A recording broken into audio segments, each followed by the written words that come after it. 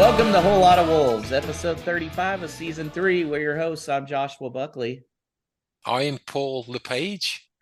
Joining us again in New York City is our awesome producer, Mr. Alex Patakis. How's it going, Alex? Good. Enjoyed the week off, not having to watch a Wolves game. They didn't play this weekend, right? I don't remember it. Yeah, I don't remember that at all. Yeah, it was busy. Had a busy week. So, we've got a new guest this week, and it's a slight departure from our usual, fan we try and find. So what's cool about doing the podcast is we can see some analytics a little bit, and we can see, the majority of our listeners are in the US. We have a decent percentage in the UK. And then there's a few countries that have less than 1% listenership. I know one of those, Portugal, and we've always joked that Pedro Neto's mom is the listener in Portugal. Shout out to Mrs. Neto. But one of those countries is Japan, and believe it or not, Paul has found that listener, and it's Mr. Matthew Silva. He's originally from East Bay in California, and now he's in Tottori, Japan. Is that how you say it? That's exactly right. Yeah, Tottori. I actually pronounced something right on the first time, guys. This is a miracle. Your Japanese is fantastic. Yeah, well, I'm married to a Korean, so I guess that's close enough, right? Anyways, it's nighttime here, but it is morning where you are at. So good morning, Matthew. How are you? Thank you so much. Still licking my wounds from the weekend, but doing well. I appreciate you guys having me on. Of course. So we always like when somebody's on the first time to kind of get some background info. So how did you become a Wolves fan? Yeah, so I'm sort of a typical US sort of guy who really did not like soccer and sort of felt that it was a sport that was invented by parents to tire out their children. Just here, kick a ball for 2 hours. And I had a friend who was really into the Premier League. And so he was trying to get me to watch. And due to some other things that had gone on, I thought, okay, I'm going to give it a try. And he's a Tottenham fan. And so obviously there's no way I could do that. And so I was searching around for a team, and I actually looked online to say what team is most like the Oakland Athletics, which is or was my baseball team. And actually, what I found at that time had kind of said Everton was sort of like that. But I then stumbled upon Wolves, and with the Portuguese connection, my last name being Silva, they had Fabio Silva on the team. I know, Joshua, that you think he shan't return, but so he sort of drew me to the team, and the Portuguese connection is sort of what got me hooked on them. That's awesome. Oakland A's. That seems about right, Alex. Yeah. Doesn't it? Oh, yeah. Well, if only we were like known for Moneyball like Brighton is now, maybe we'd be getting better results. Yeah, right. Actually, yeah, Brighton does make sense. Who would be the Wolves equivalent, you think, of a baseball team right now? It's got to be something underachieving for like right now. Like I could see us Detroit. I think we're the Detroit Tigers. that sounds about right? And from what I know, it seems like maybe Brentford uses the analytics as well a lot. Yeah. So Yeah. as far as the A's go, but yeah. And of course, I'll just say real quick with my history with Wolves, being somebody who wasn't exactly into soccer, and then the first 3 matches last year was when I first started to watch. And of course, the first 3 matches, all 1-0 losses to Leicester, Spurs, and Man U. Oh. And then in the 4th game, in the 74th minute, Wolves finally score a goal against Watford. And of course, it's an own goal. So I think it was Serralta from Watford was my first favorite Wolves player. And then in the 83rd minute, Hwang finally scored a goal after 5 hours and 53 minutes of watching Wolves. I finally saw a Wolves player score a goal. I was so happy. And then the 5th and 6th games, we scored no goals again. How did you stick with Wolves through that, man? That's a rough start. I know the first game that I went to watch Wolves with Houston Wolves. Paul, do you remember that game? Yeah, the Chelsea 5-1, 5-2. Yeah, I think it was 5-1. Yeah, it was something bad. Yeah, that I was like, oh my God, they're never going to invite me back. And I just remember my wife looking at me like, what happened? I was like, just don't. So you said your favorite player is Fabio, right?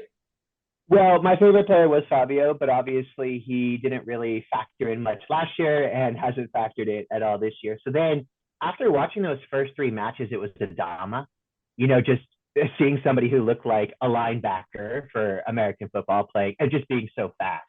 But he was so frustrating with, as we all know, sort of no end product.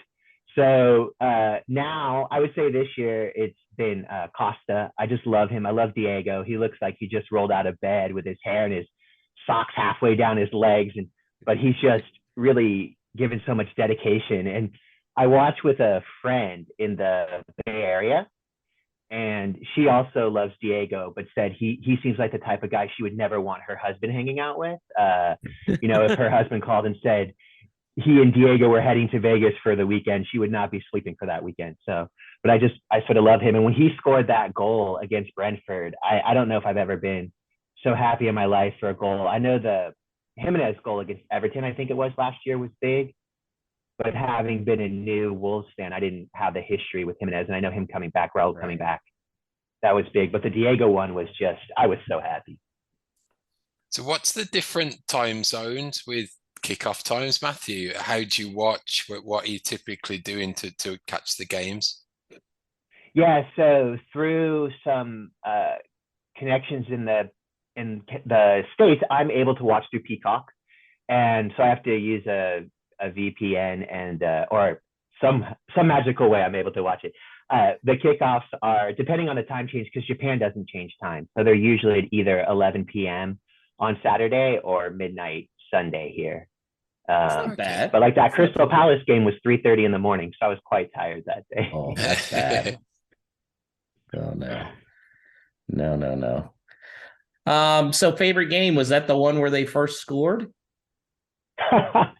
My favorite game was probably the Villa last year, Villa away, where Wolves were down 2-0, and then after having seen all of those goals, I think that was in October. After having seen all those goalless games, I think Wolves then scored 3 goals in 15 minutes with I think Neves capping it off with the winner. That was just absolutely incredible, and especially Paul, obviously I do not come from Wolverhampton and don't have quite the history, and so Aston Villa doesn't maybe inspire the same feelings that it does for you, but I was so happy for Wolves to get that victory. Oh, that's awesome. So you'll need to explain this one to me, Matthew, because my world geography is even worse than my American geography. So with you in Japan and there's rumors of a tour to South Korea, is that close? Is it feasible for you to go and catch the team, or are you going 10-hour flight still? No, it's not that long of a flight. And actually, Tottori is the smallest prefectures are like states for the US. So I live in the smallest prefecture, both population and size wise.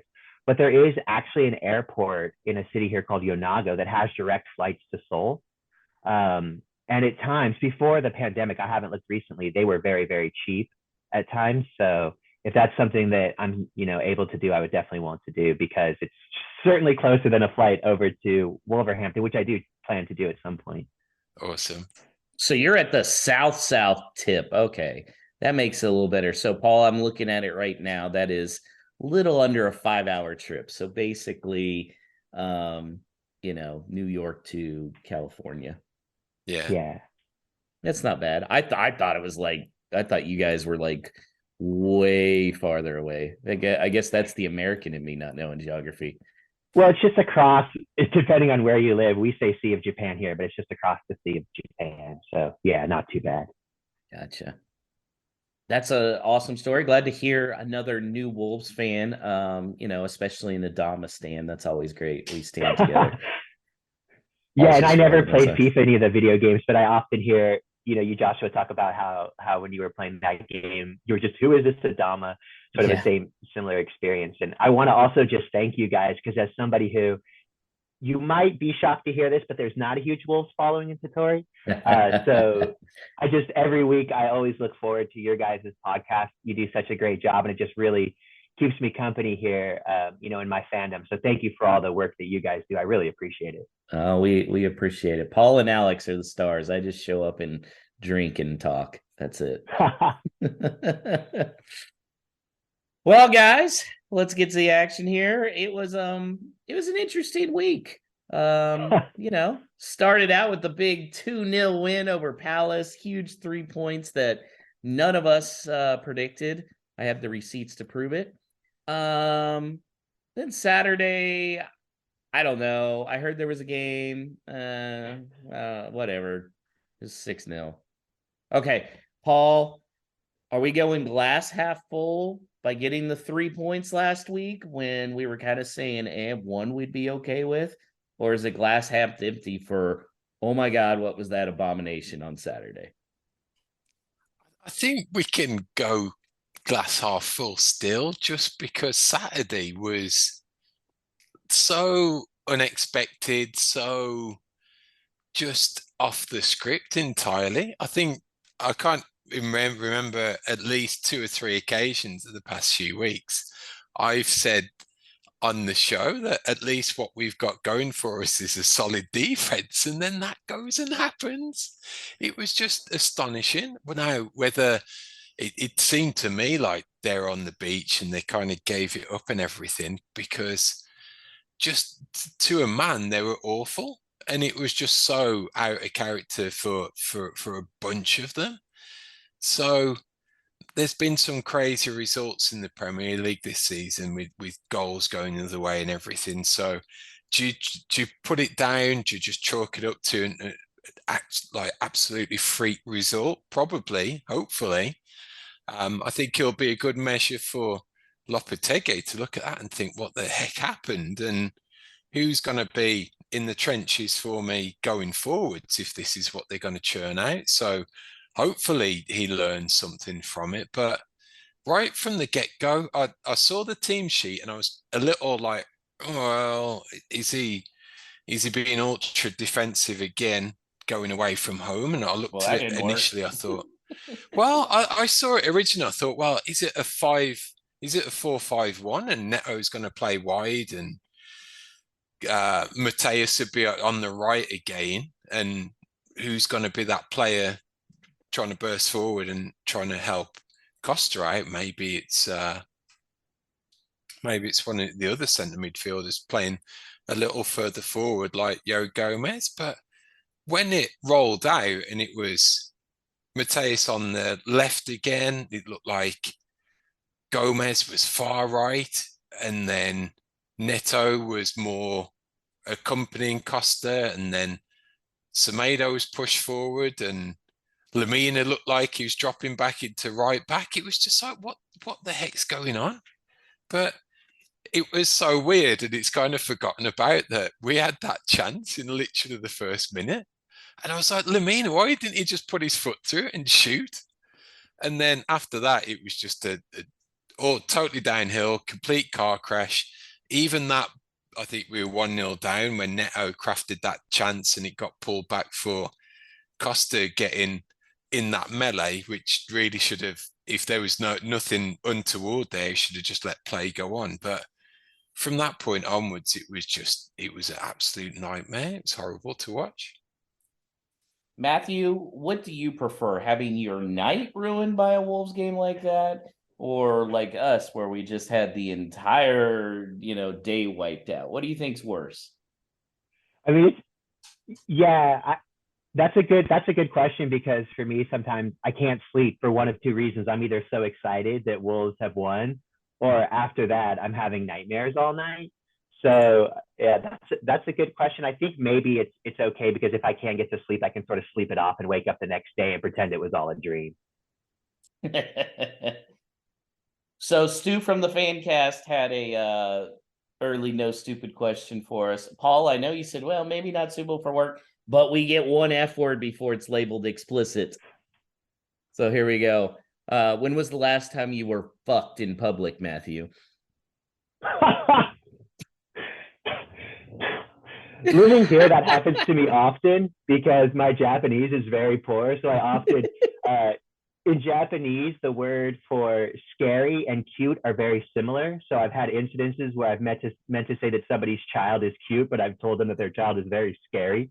And so people look at me strangely. And I will say that's the most PG rated one I can give you, because it's gotten much worse than that with some of the slip ups I've had here.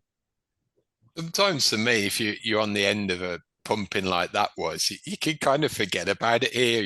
You take your jersey off, no one will notice a thing. You can go about the rest of your day and no one will be any the wiser. Yeah. Today, I worked out with a guy who comes from a different location, so I don't get to see him all that often, but he's a Man United fan. And the first thing he said to me is like, what the heck happened to Wolves on Saturday? Usually I'm totally fine. I could just shut off and no one will bother me. And that was the first one. I was just like, oh no, I want the ground to open up and swallow me whole. It's dreadful. That's probably another advantage of being here too, is no one is going to ask me about Wolves.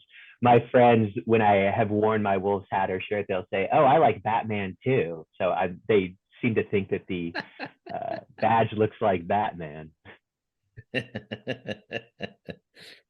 Oh, that's awesome.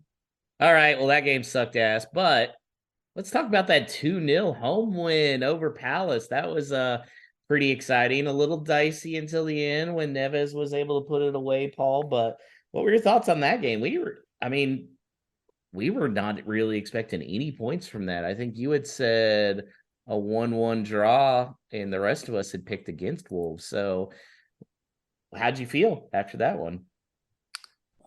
That was definitely a case of, I think, job done, in that he managed to capitalize on the momentum, do his best to park the bus somewhat, especially at home. And it was a stellar defensive performance and somewhat of a redemption from between the two games for Jose Sa with his saves.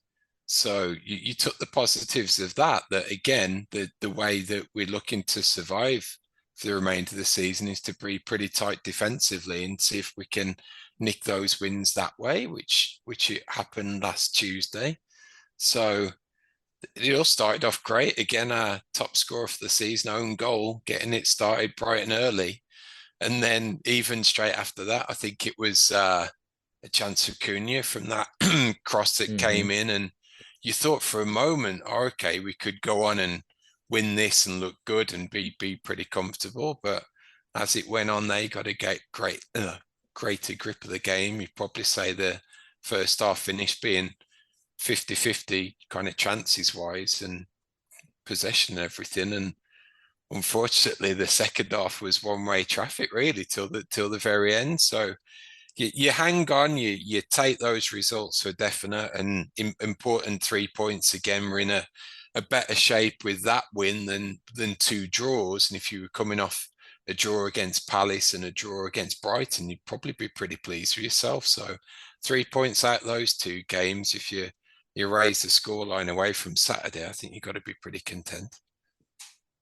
Yeah, I agree with that. Matthew, what are your thoughts on that? Just last week coming out with 3 points, that was actually a good result. Yeah, that was fantastic. And, I think sometimes when Wolves have scored first, they haven't been able to put in, multiple goals. So when that first goal was an own goal, I was hopeful that we would get more goals because we hadn't scored it ourselves first. But it was great to see. And it was also, I agree, the performance from Saw was really great to see, especially after some of his, even some of the clean sheets that Wolves have had recently. He hasn't really had to make many saves. So it was great to see him sort of have a good game. The defense, and to see us hold on and pick up those 3 points was great.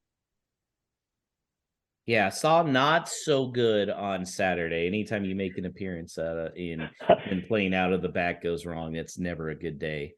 Jackie Oakley was the best Wolf in Saturday's performance. She was on the Peacock broadcast, and she was definitely the best for Wolves on Saturday against Brighton.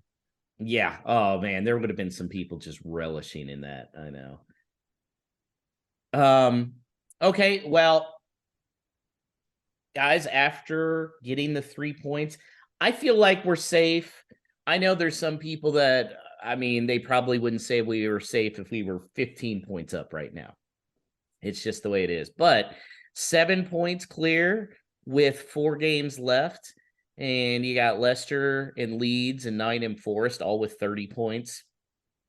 Everton with 29. Southampton, I mean, you can put a fork in them. They're at 24 points. But the 6-0 loss did not help our goal differential at minus 21. However, we're still up on Leeds and Nottingham Forest. Leeds has 24 minus goal differential. Nottingham Forest minus 32.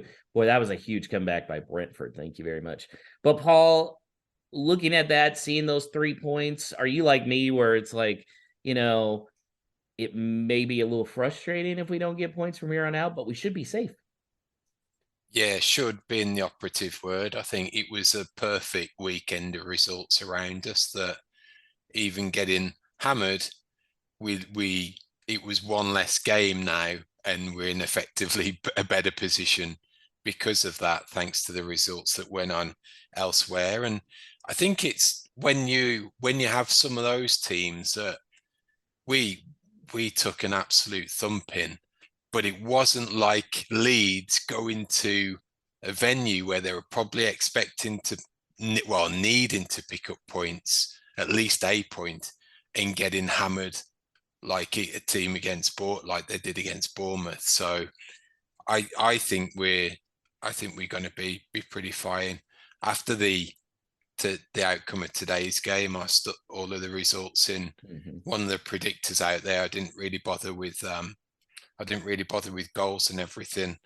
I was finishing 13th on 41 points, so I see a win and a draw someplace. Yeah, I think that's pretty fair. I've got Southampton, Everton, and Leeds going down. So, oh, you have Leeds going down. That's interesting. Yeah, and again, like if they're talking about getting rid of their coach that they just got in, it's just some teams are just in that downward spiral. I think Leeds are probably that team, and I think Everton haven't shown anything to suggest they could put a run together to scrape themselves out of it either. So, to that point, I just wanted to chime in. It makes me feel so lucky that in that period when we were all complaining that Wolves didn't sign like Beal or any of these other guys, because I feel like we could have been in that situation where we would be on our 3rd or 4th manager at this point. Yeah. Yeah, because we kind of are on our 3rd, really. Right. Yeah. Like, so if they would have signed someone who clearly doesn't pan out, I'm not saying we would have, I don't know if Beal would or wouldn't have, but it hasn't been great since, right? So, man, we're really lucky that we held out for Lopetegui. Jeff Shee, what a guy. Never doubted it. never in doubt. Never in doubt. Yeah, Matthew, I mean, this is why I feel some people that are still like, oh my God, we're going to get relegated. It's like they're not really, they're just looking at our points. They're not looking at the teams beneath us. And you're essentially asking Leeds and Nottingham Forest to win 3 of their last 4 games, and they each only have 7 games that they've won each. Like, it's just, come on, guys, use your common sense. I get math wise, like, oh, there is a possibility. The amount of shit that would have to happen for us to go down would just be, at that point, we're just, we're destined for it, right? I mean, being an Oakland A's fan and watching a bunch of series where they were up 2-0 in a 5-game series just collapse, anything's possible. But yeah, and I understand the worry just because Wolves have been so inconsistent. And that's what's been so frustrating is you get that Crystal Palace and you get Brighton. And it's happened throughout the year. We've had a great performance followed by a bad one. But I think the thing that is maybe our saving grace is just how bad the teams below us have been. And even throughout all this inconsistency, we pretty much, since we've gotten into that 13-14 range, we've pretty much kept the same distance of points between us and the bottom because of the poor performance. Even last week with Nottingham Forest, or this week with Nottingham Forest losing, Leeds losing, Everton getting a draw, there was still not a lot of points gained there below us. I think I saw a stat this afternoon, something along the lines of there were, for the bottom 5 teams in April, there were 32 games in total. And that bottom 5 only won 3 of them. So that does put it into context when you've Yeah. got to close out this season that it's got to be something crazy by two of them. And yeah, I think it will be okay. Yeah, and I mean, honestly, it would be I'd be feeling a little dicey if we hadn't gotten those 3 points from Crystal Palace. However, I even feel like without those 3 points, we would still be able to hang on. But those were 3 huge points, Paul. I mean, Yeah. that was huge. That's why as disappointing as losing 6-0 on Saturday is, you can go, well, that sucked, but at least we still had a successful week. I think that was the relief showing in Lopetegui's celebration when Neves scored the penalty. It was looking to the heavens and the fists were pumping, and you could tell from that how much it meant in the grand scheme of things about staying up. So I think a lot came down to that particular game to solidify us in the league. So one thing that probably needs to be discussed after Saturday's game, and I saw Stu on Fancast, he kind of hinted at it, and he said, here's what the lineup needs to be probably going forward, and feelings be damned, especially of one particular person. And he had Neves not in the starting 11, and I get it. And I brought up to him, I said, how often does it happen that really your best player may also be your least valuable, Paul? It's weird. It's a weird situation.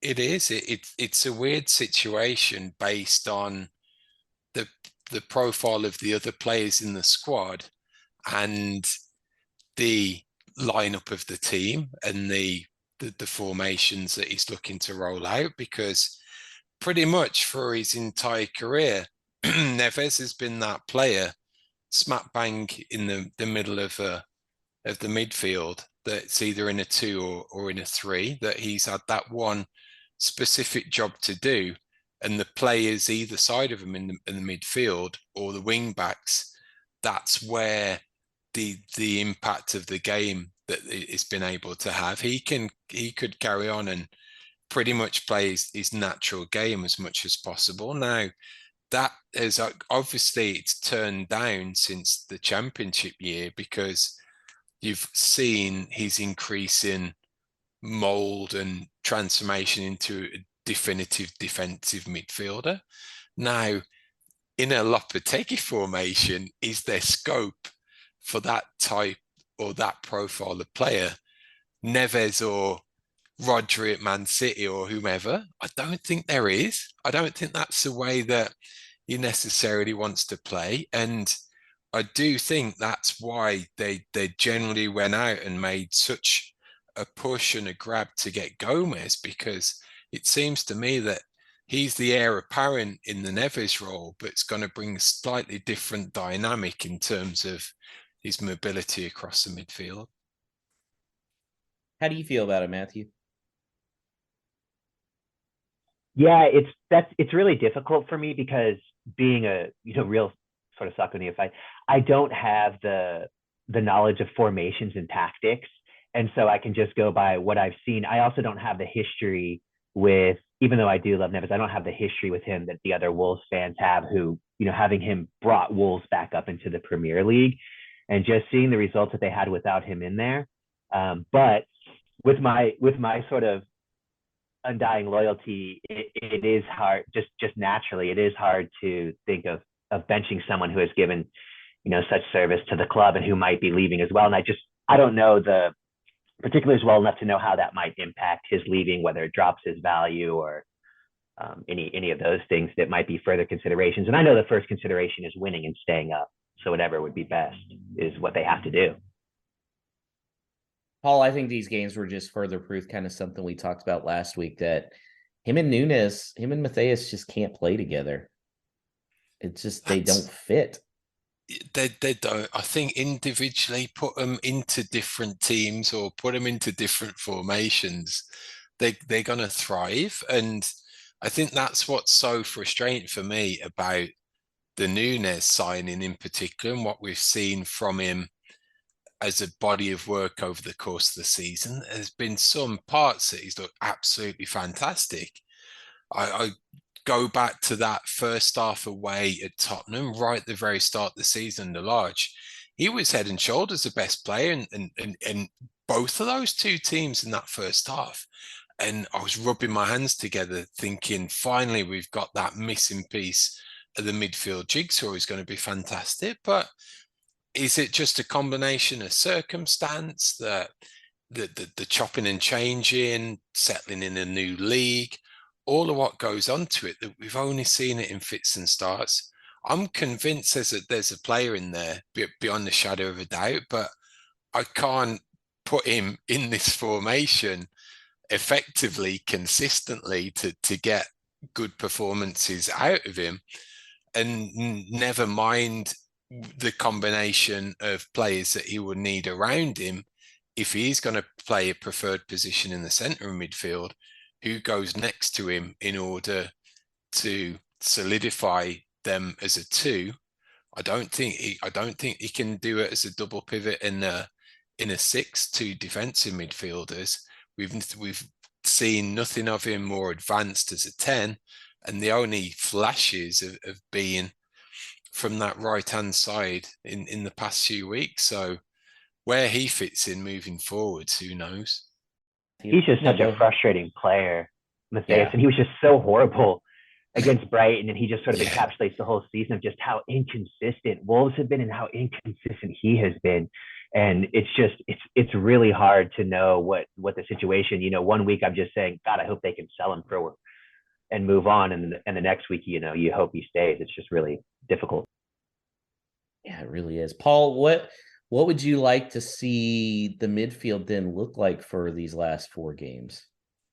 I'd like to see a more, it goes 2 ways. I'd like to see a more definitive 4-4-2, where he's got some type of wing on the left-hand side, be it Neto or Wang, and then on the right there's scope for Nunes to play and potentially tuck in a little bit if the attack goes down the left.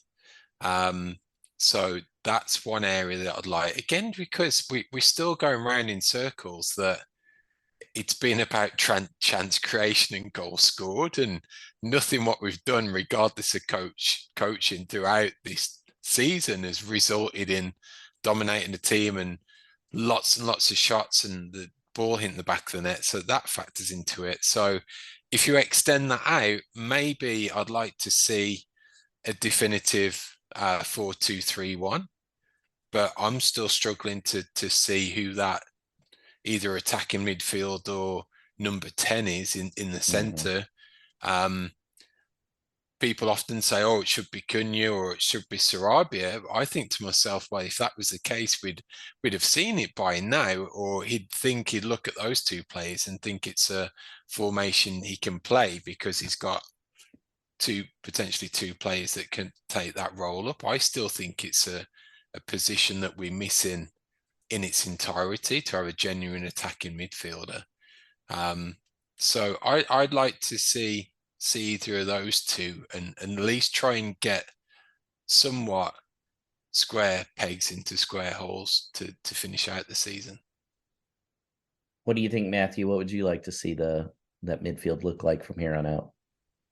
I mean, I would like to see, Zhao get some more time in there. And, I do like it when it is sort of, with Mateus and Zhao and Lamina and someone else in there. But yeah, that's sort of the way I would like to see Zhao be in there a little bit more consistently. So if that is, Neves sitting out or whoever. But speaking of João Gomez, did you guys see his interview last week on the Wolves social media channels? Obviously, he's still learning English, so it was translated from Portuguese. But he said, he was debating offers between 2 clubs, but the free João Gomez campaign made a huge difference. So, Paul, do I have every right to claim a big credit for that? I think you could take the American side of it, but it did start closer to Wolverhampton, I think, originally. I'm still partially taking credit for this. Not for starting it, but at least carrying it on. Especially on the Alex, do you think that's fair? I think it's fair. Yeah. You can get a percentage of whatever the Free João Gomez movement brings us. I'll take 5%. That's fair. Alex is like, no. No, you said that's fair? I think so. Yeah. Yeah. I was looking through. I went through and looked at all my memes. I was like, man, I was on point there. You tweet a lot. So like so when you're on something, there's volume. You're a volume shooter. Yeah, sorry for all the Wolves fans that followed me, and I was tweeting about the NFL draft this weekend. That was a lot there. Matthew, are you on Twitter? Did you participate in the Free João Gomez campaign?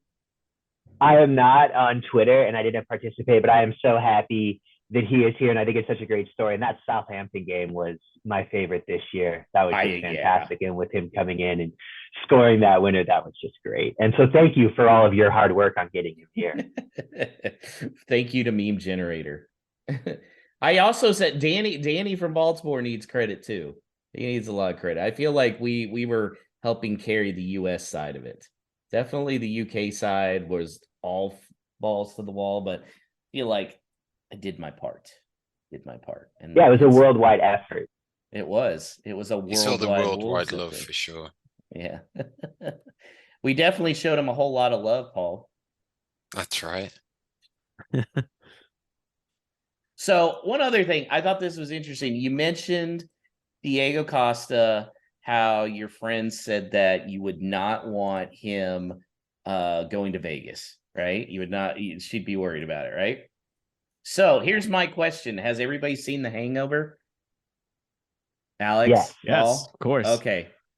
So we're going to say the four main characters and who they would be. So the first one is, which one would Diego Costa be? Because he has to be in there. Is he going to be Phil, which is Bradley Cooper, Alan, which was, of course, Jack Galifianakis, Stu, who is Ed Helms, or Doug, who got locked on the roof? Who do you think Diego Costa is, and why is it Phil? It's got to be Phil. Paul, do you agree? Yeah, that writes itself. Okay, so then the next one, who is Doug? Matthew, I'll let you start out. Who do you think Doug is? He's the guy whose bachelor party it is, and then he gets stuck on the roof, and everybody's searching for him for a couple days. Oh my gosh. Bachelor party, he's stuck on the roof. First of all, I do want to say, I mean, I agree with the Costa call. I also might just he might be, after that introduction video, he might be Mike Tyson with the tiger. But I don't know if this is a good call, but I might have Doug. I mean, it might be Matinho. I don't know. I feel like he was sort of the mildest of the characters, so maybe Matinho, but I don't think that's a good call. Matinho. I'm going for Semedo because he's here 1 minute, then goes missing the next. Nice. Oh man. Alex, what do you think? I was gonna say Special K because he's missing through the whole thing. He makes a quick cameo at the beginning and then he's just never to be seen again for the rest of the film. And he's got that precious, like kind of innocent feel to him. See, I thought it was Max Kilman to me. I don't know. I just got Max Kilman vibes, but I like you guys' choices way better, I think. Yeah. Okay, who is Stu? This could be a little bit of a hard one. The straight cut guy who goes wild when he has some alcohol in him. What do you think, Matthew? Yeah, I'm trying to think of who this might be. Like, I want to say Huang, but I don't know. I can see because Huang looks kind of clean cut, but I know he can really throw down a little bit. But again, that's not. I apologize. My hangover knowledge isn't as good as it should be. It's been a little bit since I've seen the film, but yeah. Paul, who do you think? This one's kind of a tough one because it's not one of your more outgoing types of players, yet it's not one who seems typically reserved. So I think I'd go a little left field and say Craig Dawson. That Oh, that's a look good, great one. look, Yes. yeah, doesn't come across as being a troublemaker or anything like that, but yeah, all of a sudden when the drinks start flowing, he's in the thick of it. Oh, I'd love that's a great pick. Alex, do you have one to beat that one? No, that was gonna be mine. That's definitely that's a great call. I could also see him like waking up, like that scene where it's like his point of view. Like Craig Dawson, like messy hair, like got a Missing tattoo, like all this stuff, definitely. And then probably the toughest one. Who is Alan? What do you think, Matthew? She might, yeah, I'm really failing on this. I apologize because Hey, I did this because of you. It was your idea, kind of. Actually, again, but this is mostly just based on sort of the wild hair and bearded lips was going to be Diego. He was going to kind of be my Alan. So I'll stick with that. Okay. Paul, it's on got to be that somebody theme, that's socially awkward. well, I think I'm verging more on the craziness and going with the hair and the beard and saying Jose Sarr. I could see that. Yeah. Yeah. How about you, Alex? Man, that's tough. I feel like I don't know too much about this person as a guy. But I know he does some weird stuff on the field. So his brain must be unique. How about Daniel Podence? I was gonna And say he's short. Podence. Yeah, I was gonna That's say a good one. Podence. Yeah. I feel like so many players have such like big characters that they almost can't be him. Like they're not awkward and like outlandish enough, Mhm. Um, I could a lot see of Podence as personalities that on guy this that team. just says stuff that you're just like, what is he talking about? Yeah. So it seems like for the most part, the best choices were Diego Costa as Phil, Podence as Alan, Craig Dawson as Stu, and then I really like Semedo as Doug. I think that was a good Semedo or okay. Yeah, that was a Probably great call. Yeah. Yeah. Those are good ones. Thanks Is for that is idea. is Eight Nori the guy that gets locked in the trunk that comes out? Oh, he's the other Doug. Yeah. I don't know. 8 Nori might be Mr. Chow. Yeah. Well, Wow. yeah, I was almost thinking of 8 Nori or him as this, for the character who sort of just disappears because they've been, Doug. missing in action. And where have they been for the last 4 weeks?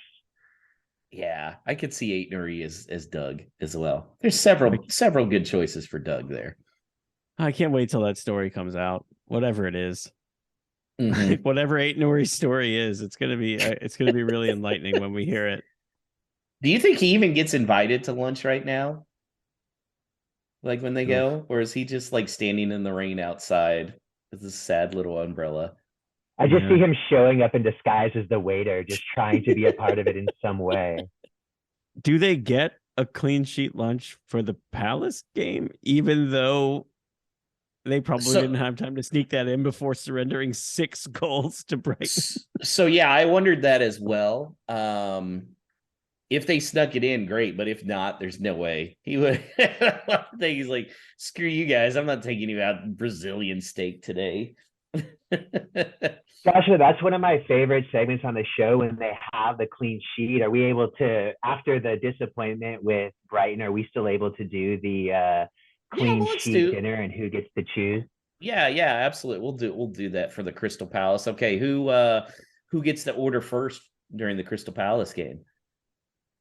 For me, I'm having Diego order first because he ran so much during that game. He would probably be the first one to show up at the dinner. So I got Diego. I also love him getting the yellow card for just booting the ball into the stands. So I have Diego ordering first on this one. Paul? I've got Jose Sa, I think, that solidified that clean sheet and give him a pat on the back for a change. And Alex, Yeah. what do you think? No, I'll go with Saw as well. That was definitely a performance to hush the doubters a little bit. Who gets to order appetizers for the table, Matthew? Yeah, so for that, I was kind of cheating. I was going to go Dawson gets to choose one app and then Saw gets to choose the other because I kind of wanted to reward both of them for that defensive performance. I thought Dawson was just incredible during that match. Yeah, he was. Paul? Yeah, so that's a really good shout. Again, good to keep it within the defense, but I'll go for Neves taking captain's responsibility for the team, putting that penalty away when the pressure is on. Ruben gets that job. Alex? I'll go with Diego for that one. I didn't think we'd get 89 midweek minutes and him constantly I know, running. that was crazy. As Matthew mentioned, out of him having just played at the weekend. So, for that, I think he gets my nod. So for the second dessert, I would have said Saw. What do you say, Matthew? So for two desserts, I'm going with Neves on that one. He gets that first dessert for the delivery on the corner that led to the own goal. And then he gets a second dessert for that PK to seal it up. Yeah, that corner was finally, Paul. Second dessert. I'm going Neto for coming on and getting clattered to win the penalty. I think he can enjoy that while nursing a sore leg. And Alex? I'll go with Neves because I didn't mention him yet, and he was great. And he also ran a ton. And am I right to say that he's still perfect on penalties in his career in the Premier League, at least? Yeah, because I think the only miss was in the FA Cup, right? Yeah. Or was it the Carabao Cup? Is one of those cups. Not that we win many of them, but yeah. I definitely had a sneaky feeling that one wasn't going to go in. By the way, I love Wolves Twitter had posted the video of Craig Dawson dragging Neto back into the box, but he's on the ground. For that alone, he deserves some special mention for the lunch for sure. He does deserve special mention, especially for that performance flying into the air and the roll after coming into contact with the keeper. That was just incredible job there. Yeah. One other thing, Wolves Twitter was very excited about Fabio Silva scoring the winning penalty in PSV's cup title win over Ajax. He took off his shirt, ran around. He had his tattoo and abs. Matthew, you said you're a Silva guy. Where do you stand on the fence? Do you think he's coming back? Oh, I mean, he has to come back, in my opinion. Especially since, and I'm also obviously going to be on board for Diego coming back as well. But especially with a lot of moves that look like might happen in the off season, I think we definitely need to have him here for some striking force. Paul, did this change at all? I'm of the opinion that if he gets backed, if it's between him and Sasa, for example, and even the John Percy article last week talked to Sasa potentially having a role in this team next season that you tend to see with some credibility. I'd be pretty much fine if my forward line was Fabio, Sasa, Cunha, and then one more. And then I'm thinking the one more. I'd like to see some significant funds probably invested into a player maybe from the championship or of a young enough profile that would be happy with that place on the bench to start with, but knowing that they got the potential to develop and come on and challenge to start. If that was my 4 attackers going into next season, as long as that profile of that fourth guy is what it needs to be, I think I'd be pretty okay with that. My question is, would Fabio be okay not being a guaranteed starter every week. I think, know. again, this formation, or probably Lopetegui's lineups, if he's been shown anything, is that 2 up top works. Now, if Fabio is the 9 and it's a more definitive 4-4-2 with Kalajnik's next to him that can win the ball and what have you, or if it's Cunha playing slightly deeper, I think there's even the 4 striker could be a totally different profile of attacker, like a quicker forward, smaller forward that plays on the last defender, and Fabio is that one that works the line, runs between the line and drops a little deeper. I could see that happening as well. So I think he'd be okay at his age and the experience that he's had at this point to say you're going to be in and around the starting 11 next season. And again, to clarify, I don't want to lose Fabio. I'd love if he was on the team. I just think him and Mendez will kind of force his way up. That's what I think. Well, guys, Joshua, do you still think he won't be back? I still think he won't be back. Yeah, I think he'll force a move out. Because of the fact that if Cunha wasn't here, he'd be more willing. But I think he's enjoying life over in the Netherlands. I think that's going to play a big part in it. He's a young guy. He's got this Fabio hair. He's ripped. He don't want to come to Wolverhampton. Yeah, and I mean, Paul had to come to the U.S. to find a lady. I'm just kidding, Wolves people. I'm sure there are plenty of attractive females in Wolverhampton. How else can you produce something so majestic as Paul? God, they're never going to invite me over. Well, guys, we kept it. We managed to have some fun, even though there was such a crappy result on Saturday. So I hope everybody enjoyed that. Whole Lotta Wolves is self-funded, so if you're interested in sponsorship opportunities as a way to reach a niche audience, email hello@wholelottawolves.com for our sponsor packages. Just want to make a contribution as a listener who enjoys the show? Then head to buymeacoffee.com/WLWpod. That's buymeacoffee.com/WLWpod. We greatly appreciate any contribution. Up the Wolves. Well, guys, we got another big one coming up on Saturday at 10 a.m. Eastern, 9 a.m. Central. We're going against Aston Villa. And here to help us again get a nice little preview of this rivalry game, Mr. Paul Maddie from Space City Lions Supporter Club in Houston. How's it going, Paul? Yeah, it's going well. Nice to see you guys again. See a bit of the old gold. It takes me back to my childhood. So, Paul, it's been some turnaround for the Villa since dispensing with the services of Gerrard post-World Cup.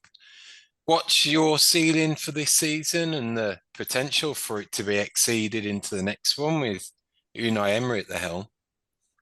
Yeah, I mean, I think a lot of Villa fans got rather annoyed with the whole Steven Gerrard reign, so to speak. I mean, he just didn't get the club. And you could see he had no plan B, really not a good manager. But, in the press, we kept getting like pilloried with people saying, oh, you can't do any better than that. Well, we clearly can. We've got Uncle Unai in charge now, and he's the turnaround's been quite dramatic. I mean, we've gone bombing up the league and just winning games for fun and a very...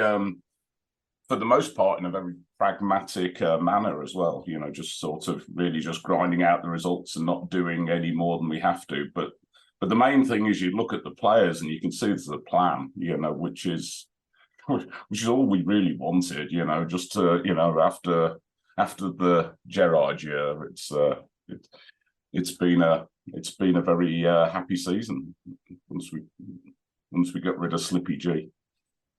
Slippy G.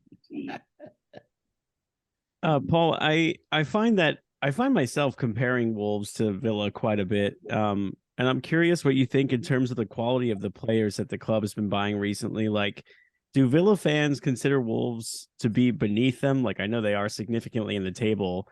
Or am I crazy to think that one, they're kind of a similar level of club, and one has just been really well managed and kind of just performing up to the expectation of those players. Man, Alex is trying to start a fight here, Paul. No, I mean, it's interesting. I've talked to my my mom, and historically, during the 50s, Wolves were obviously performing a lot better than the Villa. I mean, from my standpoint, it's I think the British press seems to just completely ignore the Midlands. So I just when I was a kid, everyone was either a Villa fan or a Wolves fan. So I can kind of see there's I like it when any of the Midlands teams do well. I'll be honest. I hope Forest and Leicester stay up. And it's good to see Wolves doing well. I mean, I don't know how you judge, the relative sizes, but it can't be that much to pick between them. I wouldn't have thought. Villa's probably got a bigger stadium, perhaps a little more history, but we were formed at the same time. I don't know.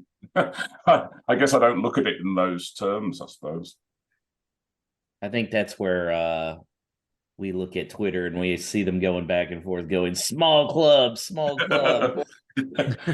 Yeah, I mean, Villa are clearly big club, sleeping giant, blah de blah de blah. But I think if you look at the Premiership now, there's no reason any team that's run well can't compete. That's the reality of it. Yeah. So with Saturday's game being an away game for you guys, what do you think the likely lineup is for Villa, and what kind of shape are we anticipating? I can pretty much tell you what the lineup will be. I mean, Villa are down to bare bones. I mean, they start against Man United on Sunday. I'm losing track of my days. They look leggy. I mean, they look like a team that played a lot of games in April. So it'll be an unchanged lineup. Almost certainly, you'll have young Moreno as the wing backs, Mings and Cons are the centre backs, Martin is in goal. There'll be Louise and Dendoncker will be the double pivot, and you'll have Dendoncker. Ramsey, yeah, of course you know him. And then Ramsey on the left, McGinn on the right, and Watkins through the middle. I mean, but most Villa fans will be really keeping the Emery doesn't seem to do a lot on saying when players are expected back, but we've got a quartet of we've got Bailey, Coutinho, Cash, and also Kamara, who are all meant to be close to fitness, so full fitness. So if any of those, if a couple of those can come back, that might help us out quite a bit. See, this is where I know it's been a long season, guys, because it feels like years since I've heard the name Dendoncker. Yet he started for Wolves, or no, he was on the at least the first game. He came off the bench. Like, it just blows my mind. It feels like 3 years ago since I've heard that dude's name. Yeah, it seemed like Gerrard didn't fancy him, but neither did Joshua Buckley. With Kamara being out, I think they've just they've just put him in a role where he's just breaking up the play. I mean, that's not doing anything spectacular. And the other thing that's nice about him, he does add a little extra height to our team. We're a very short team, so that's certainly a help. So Paul, it may not be the biggest event in England on Saturday. So do you think Prince William's going to be tuning in to watch, or will he be distracted looking at his phone for the result with all the celebrations going on for his dad's coronation? Yeah, I mean, the interesting thing, as a Villa fan, you obviously don't see this, but he shows up at the Villa training ground a lot. I mean, he's not just one of these, he's not just a flag waver. He is definitely, in it for the long haul, which is kind of impressive, So, in answer to your question, yeah, he's going to be checking his phone. Of that I'm pretty sure. He's definitely interested. Awesome. Brilliant, Paul. Thanks for hopping on. Always appreciate you making the time for us. Yeah, no problem. Yeah.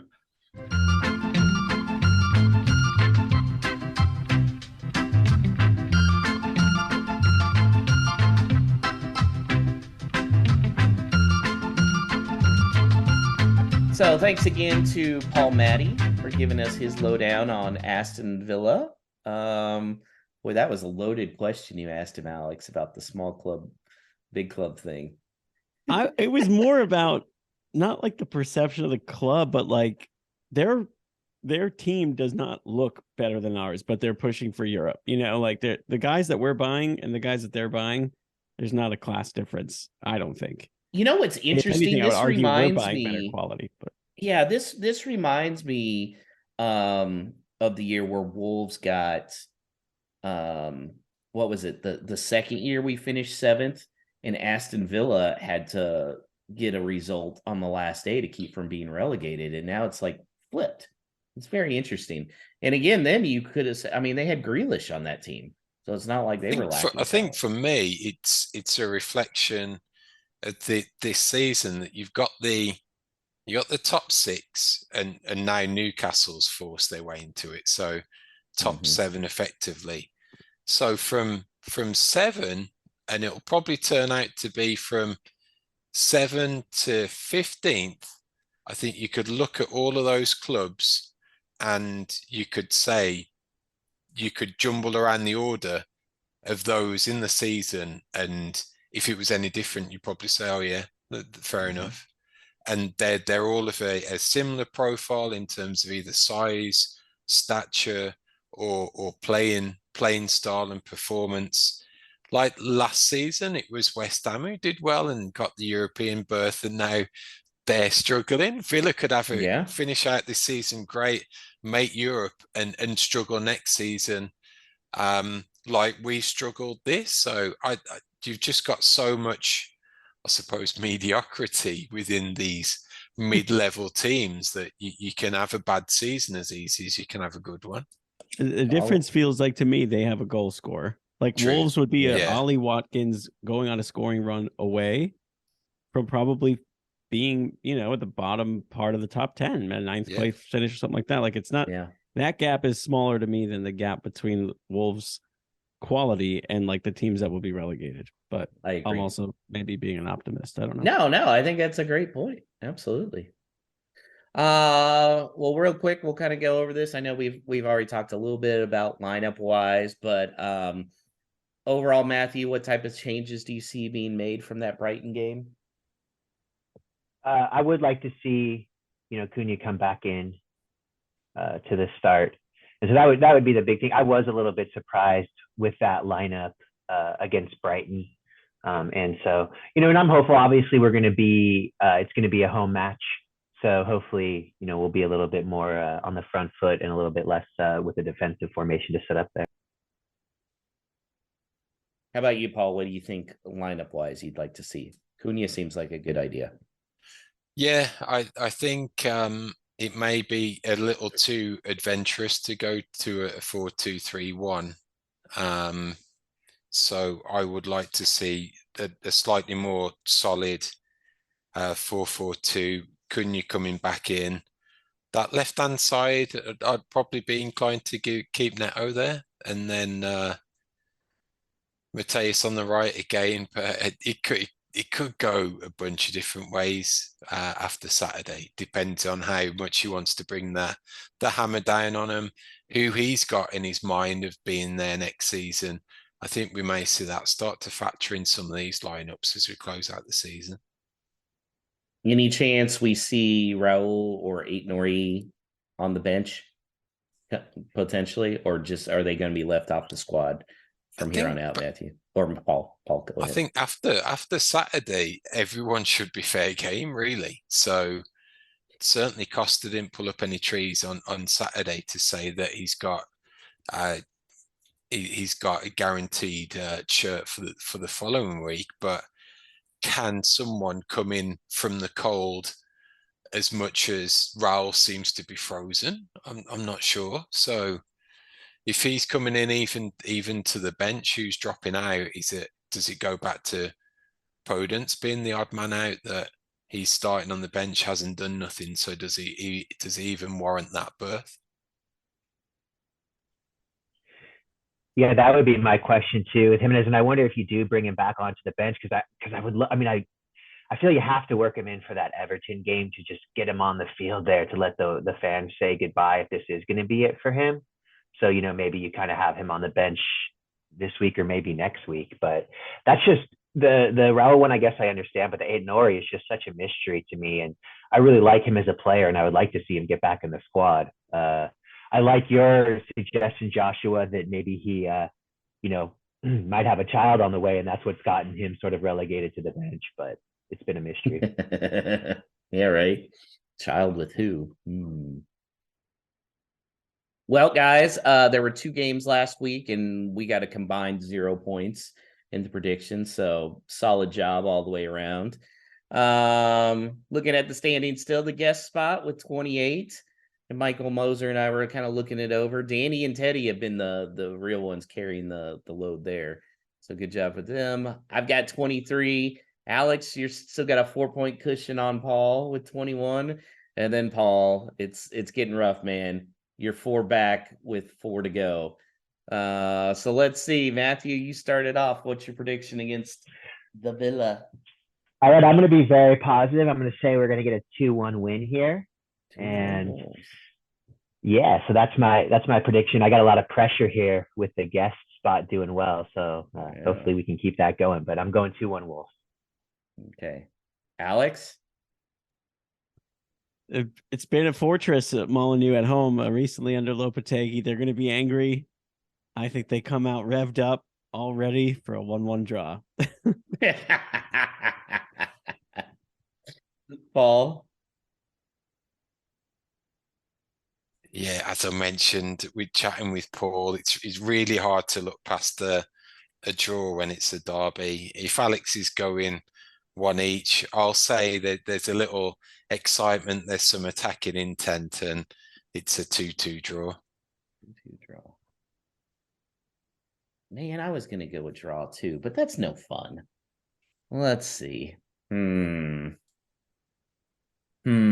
You know what? Every time I predict them to lose, they come around. So here we go. 1-0 Villa.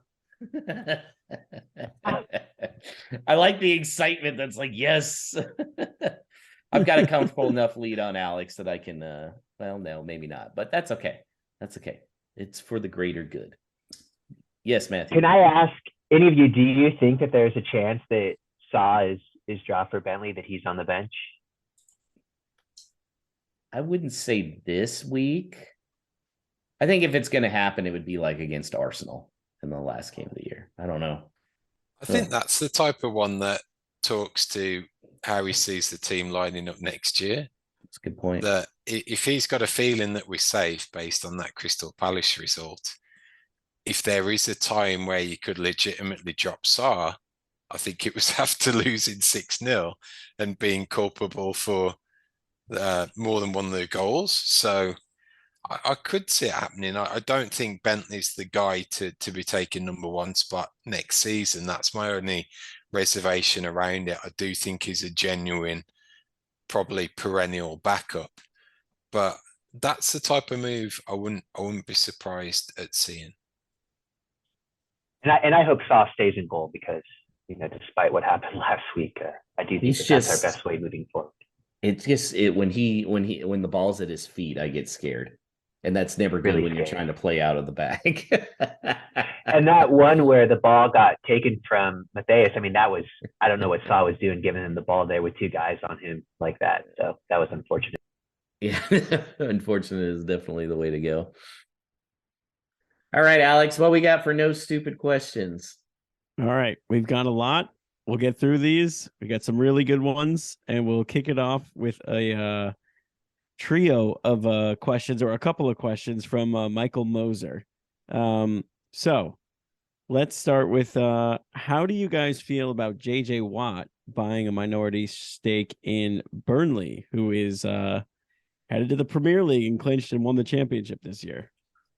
Obviously, that's us being in Houston, me and Paul.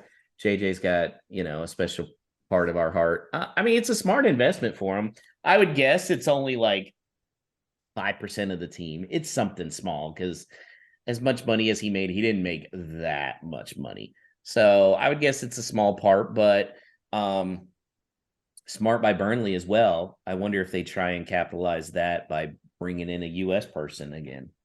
So what do you think, Paul? This has probably got a lot to do with their ownership as well, because that's at least majority US owned now.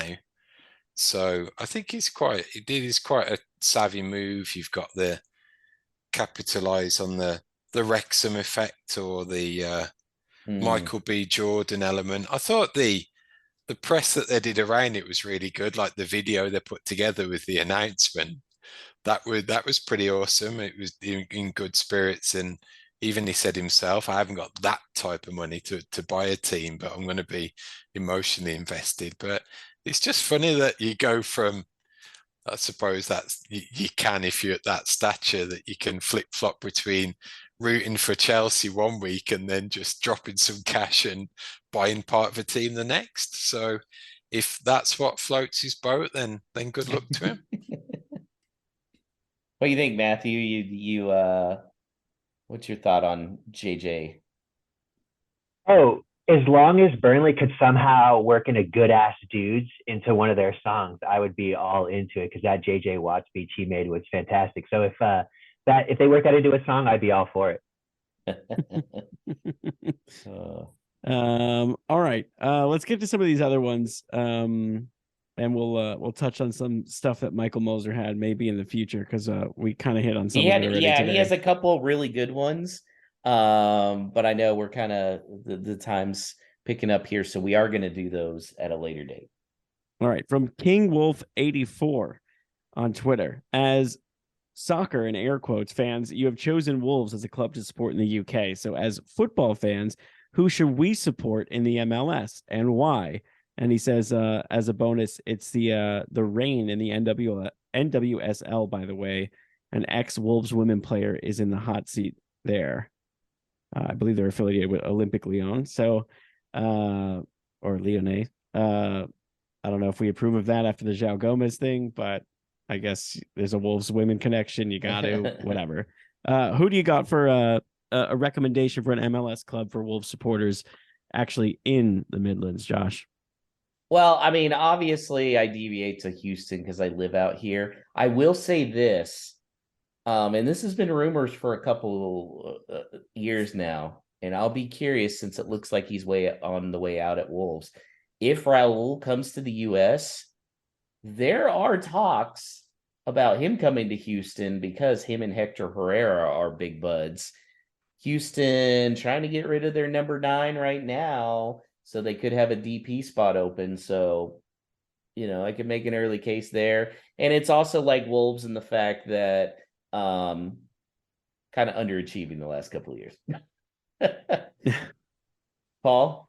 From the UK coming over here, you've got that big draw of players either that have played or have got that significant profile enough to stand out.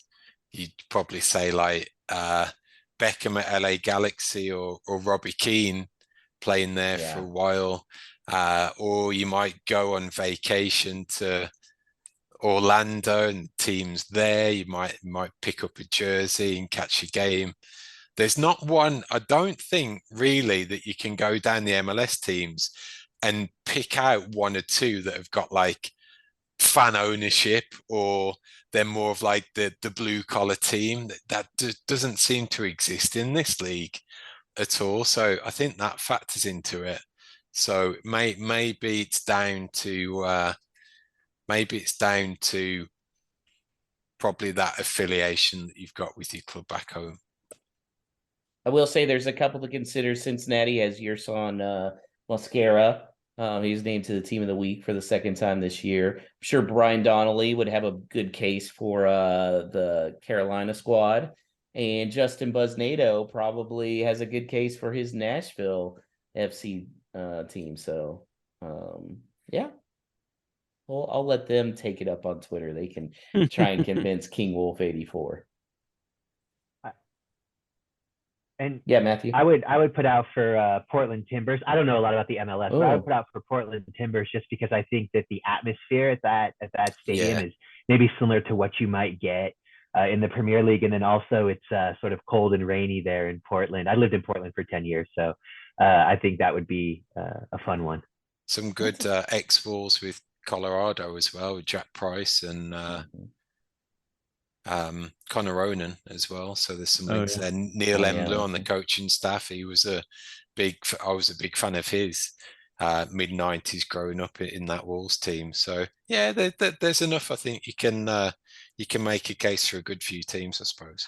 Yeah, I got nothing to recommend. We've got 2 teams, and one is owned by the City Group, and the other one is part of the Red Bull conglomerate. Both are emblematic of what's wrong with the sport. So just don't come to New York when you're looking for some MLS clubs.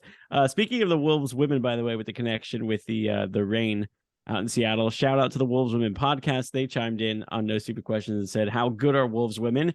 Missing out on back-to-back league titles on goal difference. Impressive. Their season came to a close. Yeah. We'll have to get Danny on in these next 2-3 weeks before the end of the season to give his final summary of the Wolves women. So we'll go into this in a little more depth in a show or two's time. Mm-hmm. Here is a great one from last week's guest, Chris Fisher. Of famous fictional orphans, which would Fabio Silva be? Peter Pan, Rapunzel, Oliver Twist, Mowgli, or is he Pinocchio and now he's become a real boy? I feel like this is easy for me. I'm going to let Matthew lead it off since, he likes Fabio a lot. I'm definitely going with Peter Pan on this one. Peter Pan, okay. Yeah, I just feel like he's the eternal kid who's never going to grow up, unfortunately. But that's who I'm going with. I'm going to say Mowgli. It just seems like they sent him off to it was one of those, oh my God, got to get him out to save him, and then he gets raised by the wolves, and he's raised by wolves. He's raised by wolves, and it just seems like that he doesn't want to leave. Why? The only reason he does leave is because of a lady, so that's why I think it's Mowgli. And he's got the hair. Mowgli just needs a nice sleeve tat to gain 15 pounds of muscle. Paul, what do you think? Seems you're talking hair. I'm going Rapunzel, but the tangled Rapunzel, because she's pretty much little badass, and I think Fabio's come on in his game and certainly his stature and everything. So I think he fits that profile quite well. Does that mean Jeff Shee is the horse and trying to get Rapunzel back? Yeah, possibly. I'm not trying to sure who Mother Gothel is. Who could that be? Yeah. Sellers. Sellers is Mother Gothel. Yeah. Or Mendez. Mendez could be Mother Gothel. No. Definitely Bruno Lage. Bruno Lage hated him, I think. So, yeah. Bruno Lage is Mother Gothel. Yeah. Fabio, pull down your hair. Okay, we'll wrap with a pair of questions from Dan Wilkes. He says first, I love this one. If you were at the Brighton match, at what number goal would you have left or caught the early bus home? I'm never one who leaves early, no matter the score, so I would have stayed through all 6 minutes of disasterness. Now, that said, I turned it off after a couple minutes in the second half, so I'll be honest. Okay. I'd probably gone into the concourse at halftime, carried on drinking, then probably when that 6th went in, I'd have left. All's got the Matthew, are you sticking it out for all 6 goals? Yeah, I have a tendency to really stick it out even through the worst of it. So I think I would have for all 6. Yeah. We're masochists. I've heard Brighton's a cool place. And I did see some people on Wolves Twitter salvaging their day sitting on the beach with a beer. And it was not long after the match had finished. Maybe they left to get there. I think I would have been in that. You would have been a halftime leaver. Once they scored again in the second half, I think I would have been the writings on the wall for me, and I would quite literally be on the beach, like the team seems like they could be. All right, and then we'll finish with this.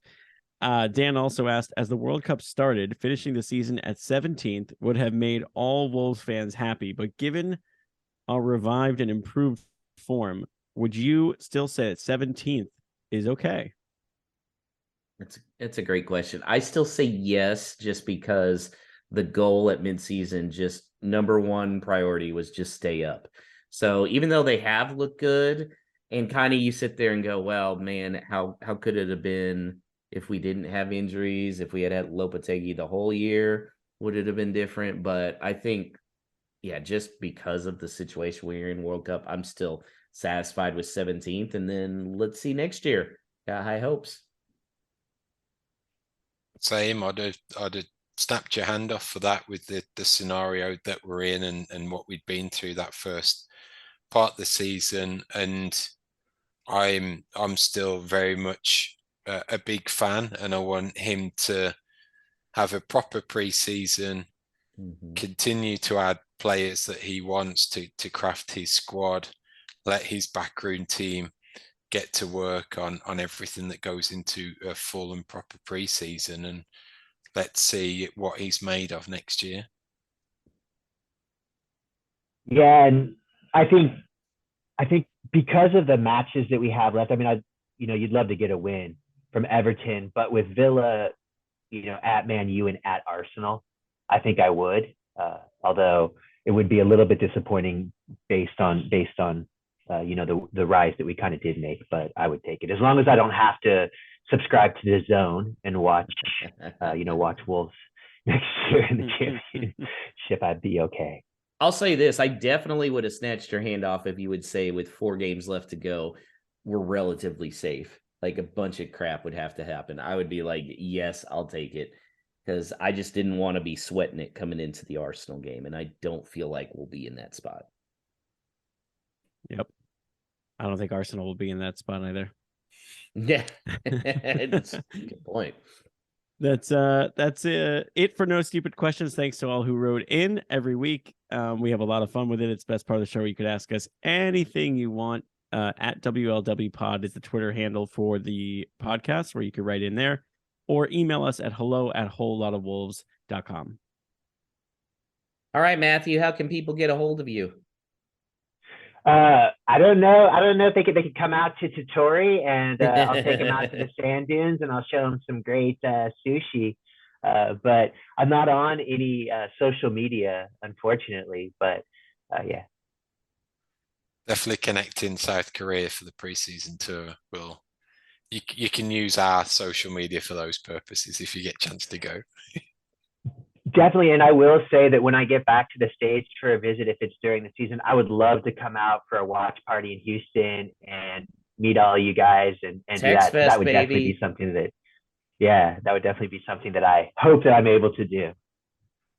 Paul, you're going to play in Tex Fest. You're going to get the dates locked down like pretty soon after the schedule's released, right? Yeah, I think so. Now we know the benefits of last one previously, and planning it around the fixtures here in terms of the other sports and ideal times to watch it. I think we'll probably be shooting for a springtime event next season. Should be fun. So that brings this week's episode to a close, dear listener. We're going to be back again, same time, same place next week. It's going to be everything what went down on Saturday with that Midlands derby against the Villa, and then we're going to be looking forward to an away trip to Old Trafford to take on Manchester United on the 13th. So thanks for listening. Have a good week. And as always, up the mighty Wolves.